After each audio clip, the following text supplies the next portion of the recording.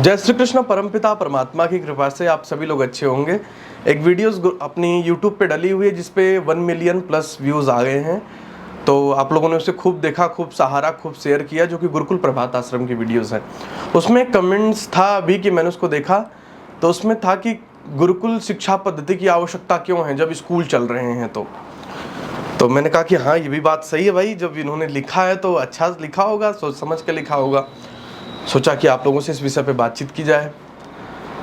निश्चित रूप से अगर हम लोग विचार करेंगे तो ऐसी प्रश्न बहुत सारे लोगों के मन में आ सकता है कि भाई ये बताओ, जब गुरु जगह जगह स्कूल खुल गए हैं और सब में आजकल पाठ्यक्रम चालू हो गया है, अगर स्पोर्ट्स की बात करोगे तो खिलाते भी हैं, कुदाते भी हैं, प्रार्थना भी कराते हैं, तो ऐसी क्या आवश्यकता आ गई कि बच्चों को गुरुकुलों में पढ़ाया जाए।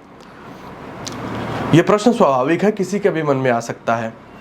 इसका विस्तृत रूपांतरण करते हुए हम लोग चर्चा करते हैं। देखो, गुरुकुल शिक्षा पद्धति एक विस्तृत शिक्षा पद्धति है जो कि भौतिक शिक्षा के साथ साथ आध्यात्मिक शिक्षा देने का कार्य करती है। वेदों में बहुत सारे सूक्त मंत्र आदि हैं जो हमें संदेश देते हैं कि जीवन का उद्देश्य क्या है। स्कूलों के टी शर्ट्स पे भी आपने देखा होगा, सा विद्या विमुक्तये लिखा रहता है। विद्या वो है जो मुक्ति दिला सके।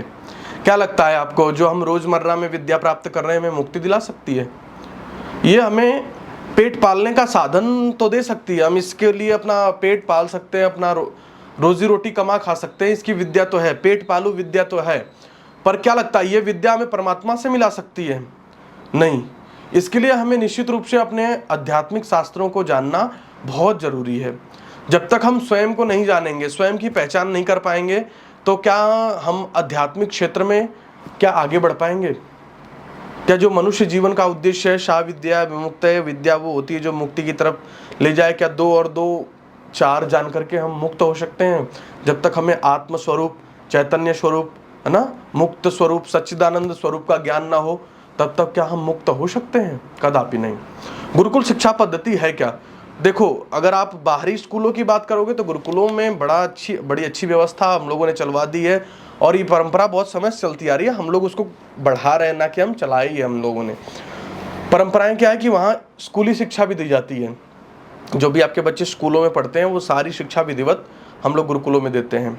उसके बाद फिर जो शेष समय बचता है, उस समय उन बच्चों को आध्यात्मिक शिक्षा देते हैं, जैसे यज्ञ कराना, पूजा पाठ कराना, है ना, अनुष्ठान कराना, वेद पाठ कराना, है ना, ऐसी प्रकार की माधुर्यता और उनके जीवन में आत्मज्ञान आए, इसके लिए उन्हें शास्त्रों का अध्ययन कराना, भगवत गीता आदि शास्त्र, वेदों का अध्ययन, उपनिषदों का अध्ययन, जिससे उनके जीवन में ये वास्तविकता रूप में ज्ञान हो कि हम संसार में क्यों आए हैं, संसार का उद्देश्य आने का हमारा क्या है। जब तक ये पता नहीं होगा तब तक मनुष्य दर बदर भटकता रहेगा। हिरण जो होती है, कस्तूरी उसकी नाभि में होती है, पर वो संसार के गोते लगाती है, पूरे जंगल को खोज मारती है, पर उसको ये पता नहीं चलता कि सुगंध कहाँ से आ रही है।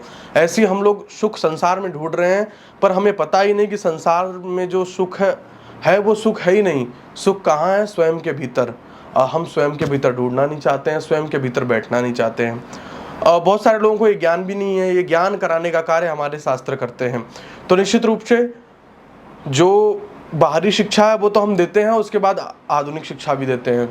उसके बाद जो सबसे मुख्य पॉइंट है उस पर बात करते हैं। मुख्य पॉइंट क्या है? बच्चे संस्कार विहीन होते जा रहे हैं। आज संस्कारों की विशेष आवश्यकता है, नहीं तो जो कलयुग का प्रकोप है वो हावी होने में समय नहीं लगाएगा। आप निश्चित रूप से थोड़ा विचार करके देखो कि क्या माहौल बन चुका है। कभी पत्नी पति को ड्रम में काट के डाल दे रही है, कभी पति पत्नी को आग लगा के जला दे रहा है। ये क्यों हो रहा है? जब बच्चे संस्कार विहीन हो जाते हैं तो ऐसी ही घटनाएं सामने आती हैं। जब उनको यही पता नहीं कि मेरे माता के प्रति क्या कर्तव्य है, मेरे पिता के प्रति क्या कर्तव्य है, यदि मैं पति हूं तो मेरे पत्नी के प्रति क्या कर्तव्य है, यदि पत्नी कोई है तो सास ससुर के प्रति, पति के प्रति उसके क्या कर्तव्य है, वो भूल चुकी है, और पति भी भूल चुका है। जब ये भूले क्यों? पहले हमारे यहाँ परंपरा थी, हमारे बच्चों को सबको जनेऊ दिया जाता था। उस जनेऊ में 3 धागे रहते थे, उसमें बताया जाता था। आज हम लोग गुरुकुल में बच्चों को देते हैं मातृ ऋण, पितृ ऋण और आचार्य का ऋण। माता का ऋण, पिता का ऋण और आचार्य का ऋण होता है उसमें। और ये बताया जाता है कि तुम्हें जीवन पर्यंत धारण करना, क्योंकि इन लोगों का ऋण चुकाया नहीं जा सकता। माता ने तुम्हें जन्म दिया, पिता ने तुम्हारा पालन पोषण किया और आचार्य ने तुम्हें संसार में चलने के लिए ज्ञान प्रशस्त किया। तो ये भावना किसने हमारे अंदर पिरोने का कार्य किया था? गुरुकुलों ने। और जो हम माता पिता को भगवान के रूप में मानेंगे तो क्या हम माता पिता को धक्के मार के घरों से बाहर करेंगे? नहीं। जब हमें ये ज्ञान हमारे शास्त्र करा देंगे कि यहाँ पे अपना कुछ नहीं है, अपना कोई नहीं है, निश्चित रूप से आए हो तो परमात्मा की भक्ति करो, शांत रहो, है ना, जप करो, तप करो, जब ये ज्ञान होगा तो हम क्या अपनी पत्नी को ही अपने हाथों से आग लगा के मार देंगे? कदापि नहीं। पर आज ऐसी घटनाएं देखने को मिल रही हैं। इसका मतलब निश्चित रूप से गुरुकुली शिक्षा पद्धति की आज अत्यंत आवश्यकता है। यदि आज गुरुकुल नहीं आए, नहीं खड़े हुए, नहीं बढ़े, तो निश्चित रूप से आप ये ध्यान रख लेना कि विनाश होने में समय नहीं लगेगा। हम लोग विनाश के बहुत करीब जा चुके हैं और हमारी जो पीढ़ियां हैं वो बिल्कुल केवल और केवल उनके अंदर किताबी ज्ञान रह गया है और वो गुरुकुलीय जो संस्कार वाली परंपरा है उसको भूल चुके हैं। तो निश्चित रूप से यदि आप चाहते हैं बच्चे संस्कारवान बने तो उनको गुरुकुलों में डालो और वो गुरुकुलों में आचार्यों के सानिध्य में रह करके अच्छे संस्कारवान बनेंगे। उसके बाद संस्कारवान जब वो बच्चे बन के निकलेंगे तो निश्चित रूप से आपको खुद दिखाई देगा कि बच्चे कितने अच्छे बने हैं।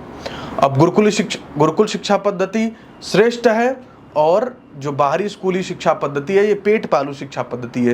ये पेट तो पलवा देगी पर बुद्धि का विनाश करने की भी क्षमताएं रखती है, क्योंकि सही मार्गदर्शन मिलता ही नहीं है कभी। तो निश्चित रूप से आप देखते हो, कभी भाई ने भाई को काट दिया, कभी किसी ने किसी को काट दिया, कभी पत्नी ने पति को ड्रम में सेट कर दिया सीमेंट लगा के। ऐसी घटनाएं आप रोज देख रहे हो ना। तो निश्चित रूप से ये घटनाएं देखने को मिलेंगी जब तक व्यक्ति संस्कारवान नहीं होगा। सरकारें कितना भी शासन कर लें, टेक्नोलॉजी बढ़ेगी, चोर अपने साधन बढ़ा देंगे। जब तक संस्कार मूल जड़ पे हमें काम करना पड़ेगा।